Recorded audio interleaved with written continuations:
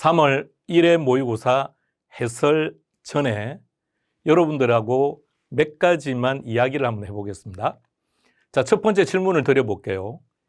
이번 모의고사 주어진 시간 동안 문제가 다 읽어지던가요?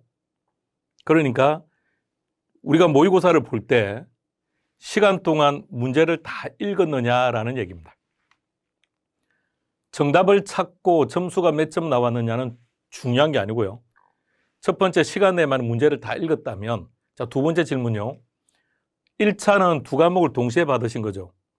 그럼 100분이라는 시간 동안 1차 두 과목 지문 다 읽고 그 다음에 마킹까지 하는데 시간의 부족함을 경험하지 않았습니까? 자, 만일 여러분들이 한동안 내가 고등학교를 졸업하고 나서 마킹 해본 적도 없고 대학에서는 마킹을 안 하니까 말입니다. 이런 형태의 시험을 본 지가 꽤 오래되다 보니까 나는 문제 읽는데도 시간이 상당히 부족했고 마킹하는 데까지도 시간이 많이 부족했다면 이것이 우리가 모의고사를 보는 첫 번째 기능입니다. 지금 여러분들은 모의고사를 보시고 난 다음에 점수에 가장 민감하게 반응을 하실 텐데 점수가 제일 중요한 게 아니고요. 제일 중요한 것은 첫 번째, 시간 내에 문제를 다 읽었느냐. 두 번째, 주어진 100분 동안 두 과목 다 읽고 마킹까지 하는데 시간에 부족함이 없었느냐. 그것이 제일 중요합니다. 그러니까 모의고사를 한 3번 정도까지 보실 동안은 아마 시간이 부족할 거예요. 아마 문제 읽기도 급급하실 겁니다. 근데 그게 이제 반복되면 시간에 문제도 다 읽어지게 될 거고 마킹도 가능할 것이고요. 그러다 보면 점수 관리도 시작해야죠. 그러니까 첫 번째 모의고사 점수에 여러분들이 마음을 많이 빼앗기지 마시고요. 지금은 시간을 안배하면서 연습하는 것이 모의고사의 첫 번째 기능이라는 거요. 자, 두 번째는요. 이번 모의고사는 최근 개론만 놓고 보면요. 최근 2년 동안 출제되는 형태대로 그대로 출제했습니다. 첫 번째 계산 문제의 숫자 동일하게 9문제를 맞췄고요. 다음 두 번째, 최근에 갑자기 개론 문제가 박스형 문제가 많이 나와요. 박스형 문제가 나와서 이번에도 그런 문제 있었죠. 다음 중 옳은 것이 몇 개냐. 자, 이런 문제가 보기 5가지로 놓을 때하고 박스 안에서 몇 개인지를 찾으라고 놓을 때하고 시간이 완전히 달라져요. 그 점수도 많이 달라집니다. 근데 최근에 이런 형태의 문제들이 갑자기 많이 늘어났습니다. 개론은 박스형이 평균 3문제씩 나왔습니다.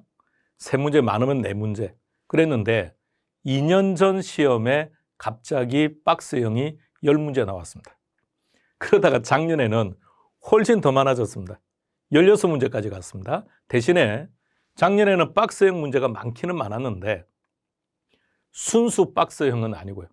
순수 박스가 한 반 정도. 그래서 이번 모의고사에도 순수 박스형 문제가 있는가 하면 형태는 박스형이지만 실제로는 순수한 박스형이 아닌 형태로 구성을 한번 해봤습니다. 1번 문제부터 시작합니다. 자, 문제를 볼까요? 토지 일부로 간주되는 청착물에 해당하는 걸 찾아라. 이건 뭘 찾아라는 얘기입니까? 종속 청착물을 찾아라는 얘기입니다. 우리는 첫 번째 이렇게 구분했죠. 그러니까 이 문제는 여러분들이 두 가지를 구분하셔야 됩니다. 첫 번째는 동산인지 아닌지. 그럼 아니라는 말은 청착물이라는 얘기죠. 그럼 청착물이라는 얘기는 종속 청착물이 있고 독립 청착물이 있는데 이것을 구분하라는 얘기죠. 그럼 첫 번째 기억입니다. 이식 또는 가식 죽인 수목은 동산이죠. 그러니까 아예 청착물이 아닌 거니까 해당사항 없는 거고요. 니은으로 갑니다. 다년생 식물, 청착물인데 독립 청착물에 해당되는 4가지 중에 속하지 않았죠. 그럼 종속입니다. 디귿, 우리가 독립 청착물 그러면 4가지였죠. 건물, 명인방법을 갖춘 미분리가실, 명인방법을 갖춘 수목도 되고 수목의 집단도 되고 등기된 임목, 그리고 농작물, 이렇게 4가지였습니다. 그러면 디귿은 그 종류 중에 한 가지 건물이죠. 당연히 앞에 나와 있는 건축 중인 건물도 마찬가지입니다. 독립청착물입니다. 다음 국어. 국어는 동산입니까? 청착물입니까? 청착물입니다. 독립청착물 4가지에 해당하지 않는 거죠. 그럼 종속청착물 정확합니다. 리얼에 소유권 보존 등기된 인목은 독립청착물이니까 문제하고는 상관없다. 그죠? 따라서 문제에서 종속청착물을 찾아라고 했으니까 정답은 1번 됩니다. 2번 문제로 가겠습니다. 2번 문제에서는 자, 동그라미 2번만 보시죠. 자, 도생. 이번에 강의 중에 이 부분 개정되었다고 말씀을 드렸죠. 현재 이렇게 시행됩니다. 그래서 현재 도생의 종류는 지금 보시는 것처럼 이 3가지. 아파트형 주택, 단지형 연립, 단지형 다세대. 정답은 2번 됩니다. 3번 문제로 가보겠습니다. 토지의 특성과 관련된 내용인데 틀린 걸 찾으라고 했습니다.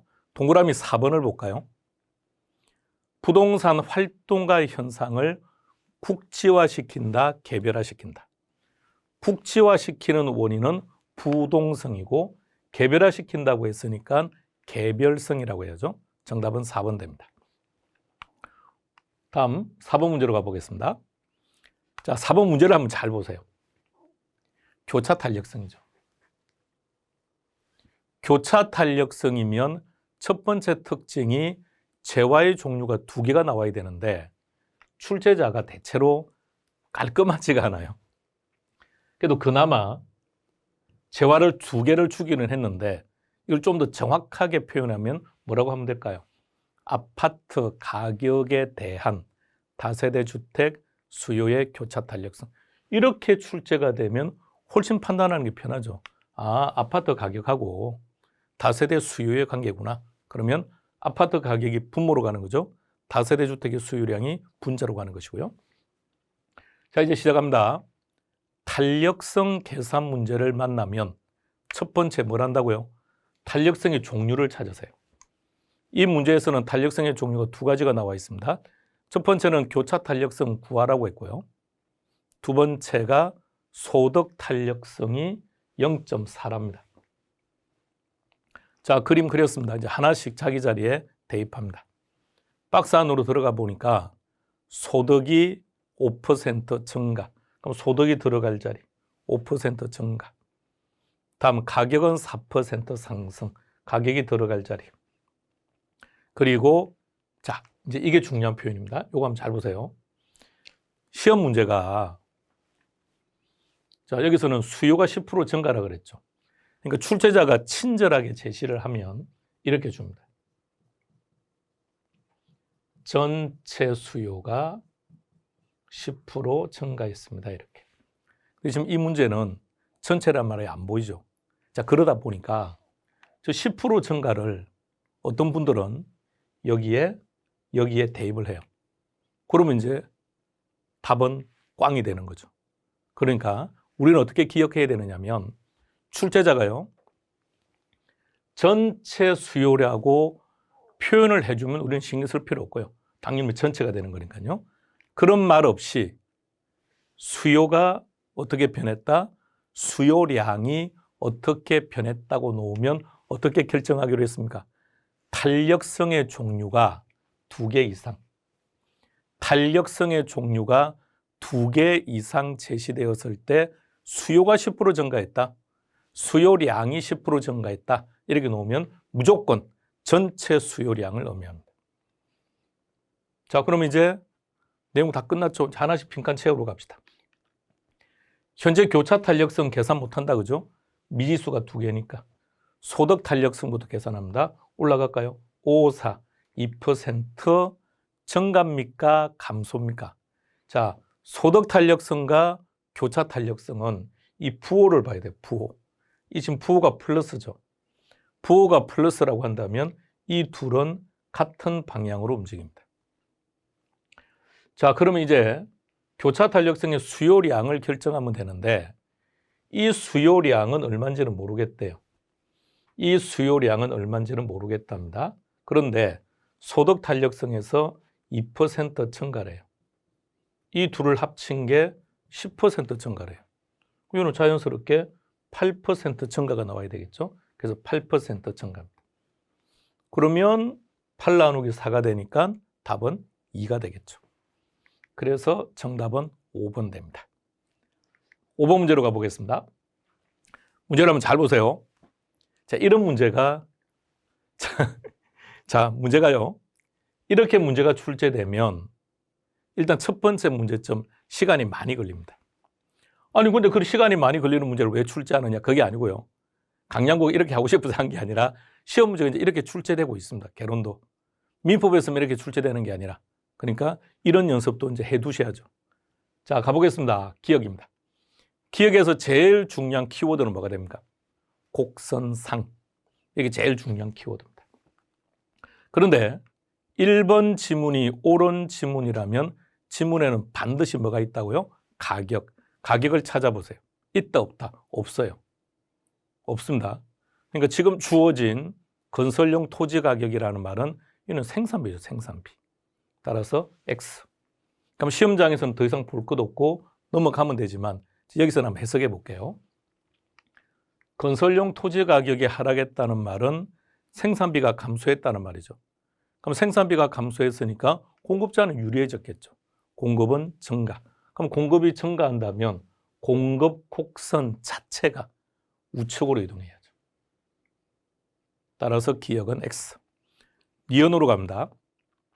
자, 니은처럼 지문에 대체제나 보완제가 보이면 무조건 키워드예요. 그 다음 뭘 찾는다고 했습니까? 가격. 근데 가격이 안 보이죠. 그럼 지문 해석하셔야 됩니다. 연립에 대한 선호도가 좋아졌대요. 이래 되면 연립을 사겠다는 사람들이 많아지겠죠. 연립의 수요가 증가. 그럼 당연히 아파트 수요는 감소할 테니까 가격은 하락한다. 정확합니다. 따라서요. 대체제나 보완제가 놓으면 우리는 대체제 그러면 비례, 보완제 그러면 반비례라고 기억을 하는 겁니다. 단, 비례와 반비례는 가격이 제시가 되었을 때 가격과 수요가 비례 반비례가 되는 거고요. 근데 이 지문에는 가격이 제시가 안 돼 있죠. 이럴 때 그냥 지문 해석하는 겁니다. 뒤것으로 가겠습니다. 부정성이랍니다. 부정성이 무슨 말이죠? 공급량을 증가시킬 수 없다. 그랬으니까 토지 공급은 불변이다. 그럼 토지 공급이 불변이라고 했으니까 공급 곡선을 그려보면 이렇게 수직이 되겠죠. 수직. 우리는 수직을 탄력성으로 표현한다면 완전 비탄력이다. 완전 비탄력적이다. 그러니까 완전 비탄력적일 때 부호가 어떻게 된다고요? 0. 정확합니다. 리얼로 가보겠습니다. 유량의 수요량. 유량이라고 했으니까 일정 기간. 그런데요. 공급은 유량과 저량의 공급의 표현이 다르죠. 유량 공급은 신축, 저량 공급은 재고주택. 유량과 저량의 표현이 다릅니다. 그런데 수요는 아닙니다. 유량이든 저량이든 샀다는 의미가 나오면 X, 사고 싶다는 의미가 나와야 돼요. 보유하고 있는, 이 말은 샀다는 말이죠. X, 보유하고자 하는. 다음 마지막 미음으로 가볼까요? 토지의 물리적 공급 곡선이라고 했는데 디귿하고 연결해 볼까요? 물리적 공급 곡선은 공급량을 증가시킬 수 없으니까 부정성이죠. 탄력도로 표현할 때는 완전 비탄력이고 그래프 형태는 수직입니다. 정확합니다. 따라서 옳은 것은 3개. 정답은 3번 됩니다. 6번 문제로 가보겠습니다. 수요 증가 요인을 찾아라 그랬습니다. 첫 번째, 대체제. 자, 대체제가 나왔습니다. 근데 우리는 뭘 기억하고 있다고요? 비례. 무엇이 비례한다고 했습니까? 가격하고 요 수요하고 비례한다고요. 그럼 가격이 하락했으니까 요 아파트 수요는 감소하겠죠. 세금이 인상되었으니까 수요 감소, 금리가 하락했으니까 수요 증가는 정확합니다. 다음 아파트 가격, 이 표현을 잘 보세요. 아파트 시장에서 아파트 수요에 있어서 아파트 가격은 당해 재고의 가격이죠. 이것은 곡선상 이동이니까 수요량의 변화 요인이지 곡선 자체가 움직이는 게 아니죠. 그러니까 문제가 수요가 증가한다는 말은 곡선이 오른쪽. 근데 만약 수요가 감소한다면 곡선은 왼쪽이죠. 따라서 수요 곡선이 오른쪽으로 가거나 왼쪽으로 가는 것은 곡선 자체가 이동하는 거고요. 수요량의 변화는 곡선 상에서 이동하는데 그 수요량의 변화 요인은 오로지 하나밖에 없다고요. 해당 재화의 가격. 다음 소득이 증가했다 그럼 수요 증가. 따라서 정답은 2번 됩니다. 다음 7번 문제로 가보겠습니다. 수요와 공급의 변화. 자, 이 내용은 물론 지금까지 다루었던 내용도 마찬가지입니다만 항상 시험 문제. 항상 시험 문제인데 단 차이점은 한 문제로 만날 거냐, 지문 한 개, 두 개로 만날 거냐만 다를 뿐 항상 시험 문제입니다. 5번을 볼까요? 5번을 보니까 곡선 하나만 이동했다, 그죠? 공급이 증가했답니다. 공급 곡선만 이동하면 가격과 양은 반대. 단, 공급 곡선만 이동했을 때는 양을 먼저 결정하자 그랬죠? 그러면 양은 증가. 정확합니다. 그럼 가격은 하락해야죠. 이 부분이 틀렸네요. 정답은 5번 됩니다. 8번 문제로 갑니다. 먼저 기억. 기억은 지금 뭘 구하라고 한 거죠? 가격 탄력성. 가격 탄력성은 어떻게 우리가 구합니까? 분모. 가격 변화율에 대한 수요량의 변화율. 가격은 5% 변했고 수요량은 7% 변했대요. 어차피 가격 탄력성은 절대값이기 때문에 증가인지 감소인지에 대한 표현은 구태할 필요 없겠죠. 그럼 5분의 7, 1.2가 됩니다. 그런데 보기를 보시죠. 1.2라는 게 없습니다. 그러면 가격 탄력성 기준이 1. 1보다 크죠? 1보다 크면 탄력적이다. 자, 두 번째 조건으로 갑니다. 니은입니다. 니은에서 제일 중요한 게 뭘까요? 소득입니다. 그러면 소득이 등장했을 때 이 소득 탄력성을 얘기하는 겁니다. 소득과 수요량이 비례하면 정상제, 반비례하면 열등제. 소득이 증가했답니다. 소득이 증가했답니다. 근데 수요량이 어떻게 했다고요? 감소했다고요. 비례, 반비례, 반비례. 그럼 이 재화는 열등제입니다. 다음 디귿으로 갑니다. 디귿의 키는 재화의 종류가 두 개다, 그죠? 그리고 그 둘의 관계를 물어봤습니다. 자, 이걸 좀 더 정확하게 한번 읽어보시겠습니까?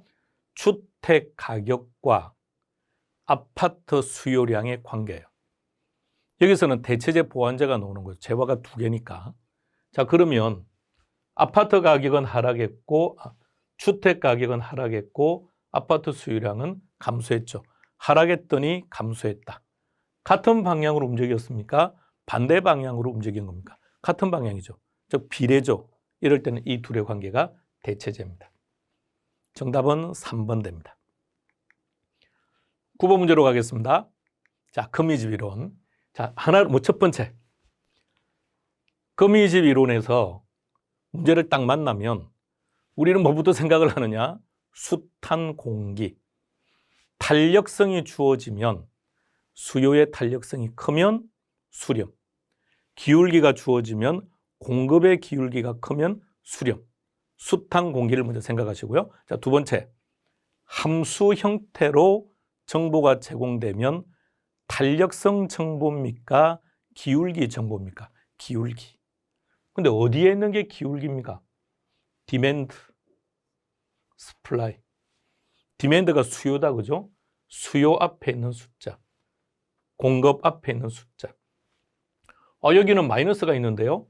어차피 절대값이기 때문에 기울기는 절대값이기 때문에 앞에 마이너스가 있든 없든 신경 쓸 필요가 없어요. 숫자만 보시면 됩니다. 그리고 나서 P 앞에 있는 숫자로 나눠준다, 그죠? P 앞에 2가 있으니까 그 2로 요 2를 가지고 나눠준다고요.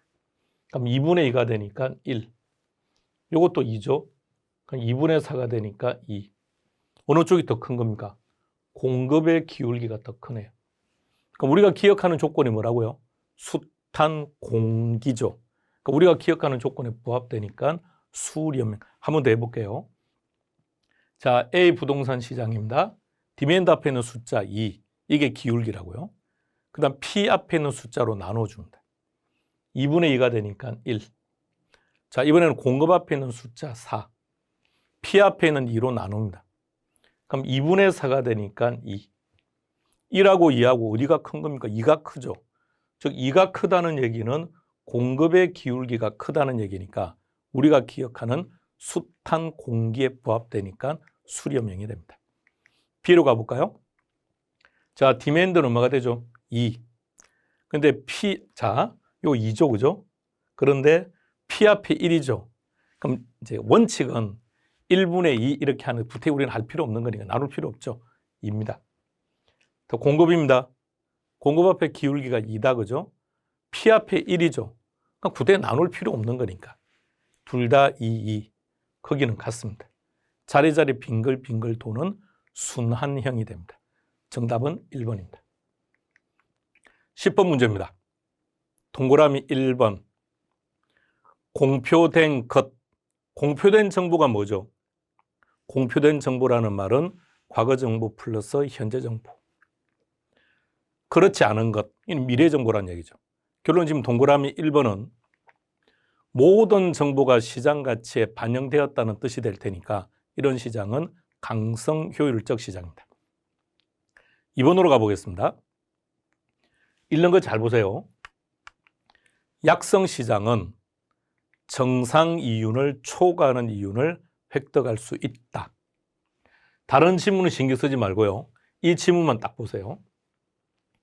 현재 이 체크된 지문만 보면 이 지문은 O가 될 수도 있고 X가 될 수도 있습니다. 판단 기준은 제공되는 정보를 가지고 판단해야죠. 만일에 이 지문이 옳은 지문이라면 지문에는 키워드 셋 중에 하나만 있으면 돼요. 어떤 거죠? 새로운 정보, 내부 정보, 기본적 분석 중에 무엇인가만 있으면 하나라도 있으면 옳은 지문입니다. 근데 아무것도 없는 거죠. 그래서 틀렸습니다. 그래서 만일 1번 지문을 정확하게 표현한다면 이렇게 해야죠. 이게 약성의 정의입니다. 동그라미 3번으로 가보겠습니다. 강성 효율적 시장은 어떤 경우에도 초과 이윤은 발생하지 않습니다. 동그라미 4번. 이들의 관계는 이런 거죠. 약성 효율적 시장입니다. 과거 정보만 반영되어 있습니다. 중강성 효율적 시장은 과거 정보는 물론이지만 현재 정보까지요. 강성은 모든 정보죠. 그렇다면 동그라미 4번. 중강성은 약성 시장의 성격을 모두 포함하고 있다. 정확한 내용입니다. 동그라미 5번은 우리 어떻게 기억하기로 했습니까? 땡땡 시장은 활당 효율적일 수 있다. 이렇게 기억하자고요. 따라서 정답은 4번 됩니다. 11번 문제. 계산 문제 만나면 읽고 해석하면 안 된다 했습니다. 시간이 부족하니까 무조건 그림 그려놓고 시작하자고요. 레일리니까 인구수가 올라가죠. 분모는요. 거리 제곱. 자, 인구수 찾으세요.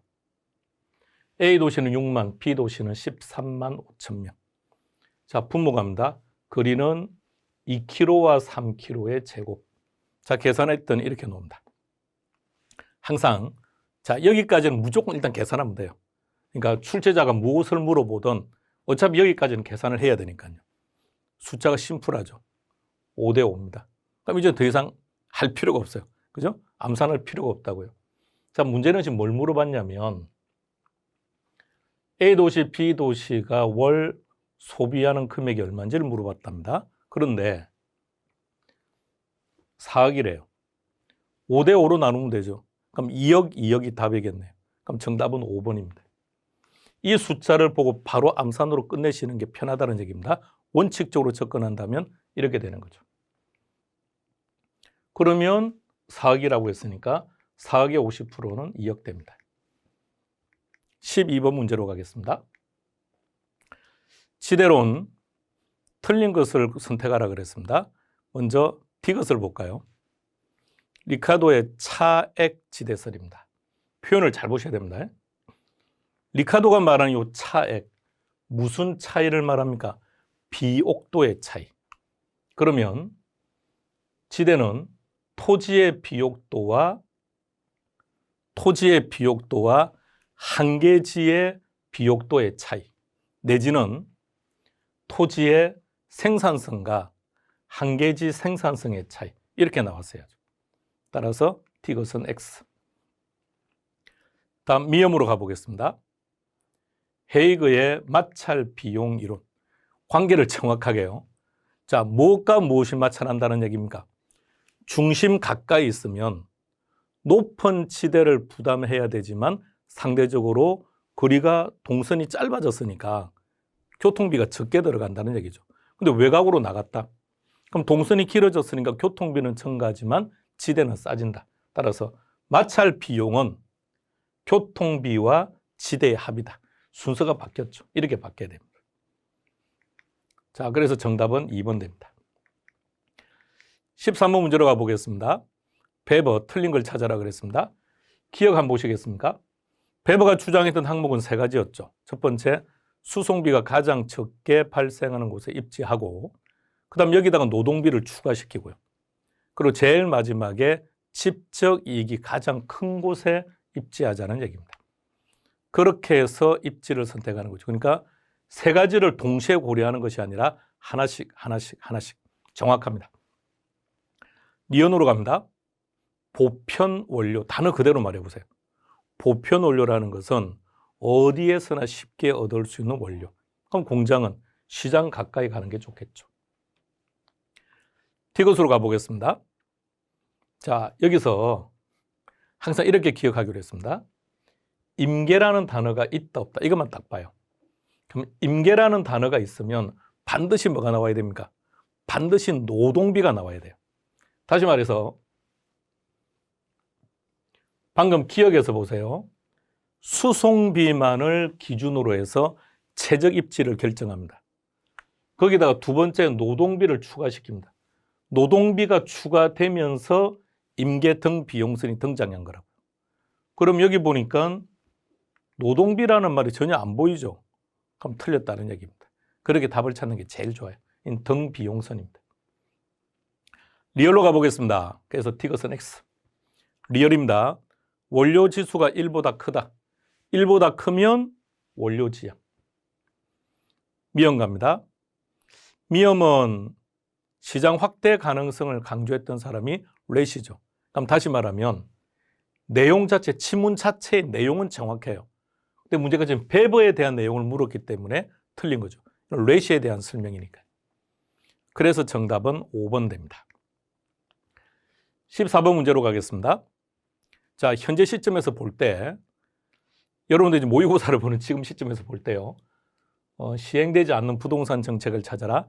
참 막상 이런 문제를 만나면요. 막연합니다. 정책이 얼마나 많은데. 그러나 다행스럽게 문제가 특정한 곳에서 출제가 되다 보니까 물론 이제 항상 그렇다고 보장을 할 수는 없습니다만 근데 누가 출제하든 똑같아요. 그래서 우리는 이런 걸 기억했었죠. 토지공개년 3대 실천 법률 중에서 폐지되었던 게 택지 소유 상한제, 그리고 토지 초과 이득 세법 폐지됐고요. 그리고 TDR 제도는 우리나라에 도입된 적도 없고 이 정도만 기억하면 답 찾는다 그랬죠. 기억의 종합부동산세, 여러분들이 2차 과목 세법에 있는 세목이니까 당연히 아는 거고요. 두 번째, 여러분 자, 혼돈하면 안 됩니다. 니은하고 T것을 같이 보세요. 지금 우리는 실거래가 신고제를 가지고 있는데 토지거래 신고제는 없습니다. 택지 소유 상한제는 폐지된 거고요. 분양가 자율합니까? 규제입니까? 우리는 분양가 규제입니다. 틀렸습니다. 그 다음 실거래가 신고제는 여러분들 중개사법 시간이 많이 다르죠. 토조세도 폐지된 것이고요. 정답은 3번 됩니다. 15번 문제로 가보겠습니다. 다음 중 현행 법률상 용도 지역을 모두 선택하라 그랬는데 우리가 기억하는 걸 생각해 보세요. 주거지역과 공업지역. 주거지역과 공업지역은 분류 방식이 같았죠. 일반, 전용, 준. 그러면 다 지금 준이 들어가 있는데 이것은 주거하고 공업에서만 가능합니다. 정답은 2번 됩니다. 16번 문제로 가보겠습니다. 박스 안으로 들어가 볼까요? 보세요. 이런 박스는 박스인데 이건 진정한 박스 형태가 아니죠. 지금 박스 안에 들어가 있는 내용은 우리가 오지 선택형 문제로 볼 때 지문 하나로 나오는 내용이에요. 지문 하나로 나오는 내용을 박스 안에 집어넣고 한 문제로 출제한 거죠. 그러면 문제를 보면 공공임대주택 정책입니다. 장기라고 했습니다. 첫 번째, 사적 시장의 임대료. 사적 시장의 임대료는 우리가 단기는 어떻게 기억하고 있습니까? 단기. 하락, 상승, 하락 그랬죠. 장기는 무조건 원래대로 되돌아갑니다. 장기는 무조건 원래대로 되돌아갑니다. 물론 임대료 규제는 암시장 때문에 상승합니다.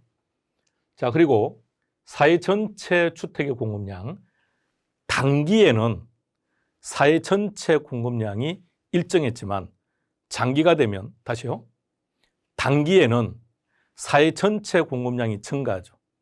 그런데 장기가 되면 원래 수준 그대로 회복되니까 불변이 됩니다. 다시 한 번 더요. 사회 전체, 단기. 정부가 공공임대주택을 공급했지만 단기에는 사적 시장의 공급량이 변화가 없죠. 그럼 사적 시장의 공급량이 변화가 없으니까 사회 전체 임대주택의 공급량은 증가합니다. 근데 장기가 되면 사적 시장의 공급량이 감소하는 거죠. 얼만큼 감소합니까? 이론상 정부가 생산한 것만큼. 그래서 이 공급량은 다시 원래 수준 그대로. 원래 수준 그대로 일정하다, 불변하다, 동일한 표현입니다. 정답은 1번 됩니다. 17번 문제로 가볼까요? 자, 기억입니다. 재산세 과세 대상에는 주택도 있습니다만 토지도 있죠. 이 토지는 토지 공개념적 차원에서 주택에 비해 세금을 많이 부과해요. 왜 그러냐면 토지는 인간의 노동과는 상관없죠. 인간의 노동이 개입해서 토지를 생산한 게 아니죠. 근데 건물은 다르죠. 주택은 노동의 대가죠. 그래서 차이를 두는 거예요. 노동의 대가로 만들어진 것은 정상적이고 노동이 개입되지 않았음에도 발생한 것은 불로소득으로 보는 거예요. 그래서 헨리 조지는 이것에 대해 강력하게 규제해야 된다는 주장을 했던 것이고요. 따라서 재산세는 물세이면서도 인세입니다. 니은으로 갑니다. 인세와 물세를 구분하는 가장 기본적 개념은요. 지방세는 물세고 국세는 인세예요. 다시 한 번 더요. 지방세는 물세고 국세는 인세입니다. 그럼 종합부동산세는 국세에 해당되고 보유단계고 그럼 물세가 되면 안 되겠죠. 인세가 돼야죠. 그런데 단 지방세 중에서 재산세만 물세이면서 인세라는 얘기입니다. 다음 세 번째 가보겠습니다. 등록면허세. 우리가 지방세 하면 대표적인 게 취득세, 재산세, 등록면허세를 놓고 볼 때요. 취득세가 세수가 제일 크다고 했죠. 그럼 여기는 과세주체가 특광도, 재산세는 시군구, 등록면허세는 요 둘요. 제일 뒤에 있는 거. 그래서 도구세입니다. 종가세이면서도 종량이죠. 지목 변경 등기, 건당 6,000원. 여기에 해당됩니다. 리얼로 갑니다. 종합소득세네요. 보유단계고 양도단계 모두 부과한다. 자, 이렇게 생각해 보세요. 종합소득세에서 우리 부동산하고 관련된 게 어떤 거냐면 임대사업하고 매매사업이에요. 임대사업에서 발생한 부분에 대해서 세금 부과죠. 고스란히 종합소득에 포함됩니다. 이게 사업소득이거든요. 사업소득. 그러니까 종합소득에는 사업소득이 포함되기 때문에 그러면 임대사업에서 발생한 수익은 보유단계죠. 다음에 부동산을 처분했답니다. 양도단계죠. 개인이 부동산을 사고 팔고 계속 이렇게 하면 그건 사업소득이고요. 우리는 일반적으로 뭐 몇 년에 한 번씩 하는 거죠. 보통 몇 년에 한 번씩 양도를 하는 거니까. 그래서 일시적이고 우발적인 경우는 양도소득세고요. 계속적이면 사업소득으로 분류되고 사업소득은 종합소득세에 포함하는 거죠. 정확합니다. 따라 정답은 5번 됩니다. 18번 문제로 가겠습니다. 투자론에서 위험의 유형인데요. 박스 안으로 들어가서 보니까 수요 공급 보이고 시장 상황 보이네요. 그럼 무슨 위험입니까? 시장 위험이겠죠. 19번 문제로 가겠습니다. 상관계수의 값은 마이너스 1에서부터 플러스 1까지 다 정확합니다. 그런데 플러스 영역이 좋은 겁니까? 마이너스 영역이 좋은 겁니까? 마이너스 영역이 좋은 거죠. 그렇다면 그 크기는 마이너스라고 했으니까 낮을수록 좋다는 얘기겠죠. 니은으로 가겠습니다. 상관계수의 값이 1이 되면 어떻게 됩니까? 비체계적 위험은 전혀 제거할 수 없다. 그러면 1만 아니라고 한다면 정도의 차이는 있겠지만 비체계적 위험을 감소시키는 효과는 나타난다. 정확합니다. 다음 디귿으로 가볼까요? 상관계수가 마이너스 1이다. 그러면 위험이 0이다. 이거 좀 혼돈하시면 안 됩니다. 위험은 크게 두 가지죠. 체계적 위험과 비체계적 위험인데 지금 지문을 보시면 체계적 위험인지 비체계적 위험인지 말이 없죠. 그냥 위험이라고 했죠. 저럴 때는 총 위험을 얘기합니다. 분산 투자는 비체계적 위험을 감소시키는 게 목적이지 체계적 위험은 전혀 감소를 못 시킨다는 얘기입니다. 지금 현 시점에 모든 전 인류는 체계적 위험을 감소시키는 방법은 그 누구도 발견을 못한 거예요. 그러면 어떻게 표현하면 제일 정확하냐? 상관계수가 마이너스 1이라면 비체계적 위험은 0이다. 이렇게 놓으면 되겠죠. 따라서 X. 리얼로 갑니다. 효율적 포트폴리오인지 효율적 투자선인지를 구분해야 된다 그랬죠. 따라서 효율적 포트폴리오, 효율적 투자선이 나오면 무조건 제일 뒤로 가라고요. 제일 뒤로 가서 뭘 찾는다고요? 집합 또는 연결한 선. 집합이나 연결한 선이 있으면 효율적 투자선 없죠. 그럼 효율적 포트폴리오입니다. 정확합니다. 다음 미음. 최적의 포트폴리오는 무엇과 무엇이 만나는 접점이었습니까? 효율적 투자선과 무차별 곡선이 만나는 접점이죠. 따라서 X. 옳은 걸 선택하는 거니까 정답은 2개, 2번 됩니다. 20번 문제로 가겠습니다. 자기자본 수익률입니다. 첫 번째, 타인 자본을 활용하지 않았답니다. 부동산이 1억짜리인데 타인 자본을 활용하지 않았으니까 전액 다 자기 자본이다. 그죠? 분모 자기 자본 1억. 순영업 소득은 700이라고 되어 있네요. 부동산 가격이 3% 상승했대요. 그리고 이 부동산을 처분했답니다. 이건 자본이득이죠. 양도 차익을 말하는 겁니다. 자본이득. 이것도 수익이죠. 1억에 3%니까 300. 자, 전액 다 자기 돈으로 투자한 거니까 부채가 없죠. 계산은 끝 했더니 10%입니다. 자, 타인 자본을 40% 활용한답니다. 1억짜리 부동산을 취득하면서 40% 대출을 받았다는 얘기는 4천만 원 대출 받았죠. 그럼 분모 자기 자본은 6천. 순영업소도 그대로 가고요. 자본이도 그대로 갑니다. 그리고 부채를 4천 빌렸는데 대출이자가 5%래요. 그러니까 마이너스 부채 서비스 4천 곱하기 5% 0.05를 곱하면 되겠죠. 자, 그렇게 했더니 13%가 나옵니다. 정답은 5번 됩니다. 우리 커피 한 잔 마시고 이어가겠습니다.